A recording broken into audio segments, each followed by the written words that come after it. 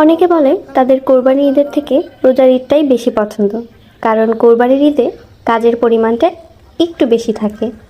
আসলে আমার ক্ষেত্রেও বিষয়টা খুব একটা আলাদা না, কিন্তু এবারের ঈদ সত্যিই যেন অন্যরকম কেটেছে আগের সব ঈদ থেকে। ভাবছিলাম চাঁদ রাতেই সেই স্পেশাল মুহূর্তগুলো ক্যামেরাবন্দি করব। রাতেই সেটা এডিট করে পরদিন মানে ঈদের দিন সকালেই আপলোড দিয়ে দিব, আর ঈদের দিনের ব্লগটি আপলোড করব তার পরের দিন। কিন্তু যা ভাবি সব কি আর হয়। বাসা ছিল অতিথিতে ভর্তি, এডিট করার সময় হয়তো কোনো মতে বের করে নিয়েছি, কিন্তু ভয়েস ওভারের জন্য একটু নিঃশ্বাস নেওয়ার সুযোগ ছিল না। তবুও এই ব্যস্ততা, এই হইচই আর অনুভূতিগুলো তো আসলে ঈদের আসল রং। এজন্যই এবার ঈদটা আমার কাছে একটু আলাদা, একটু স্পেশাল।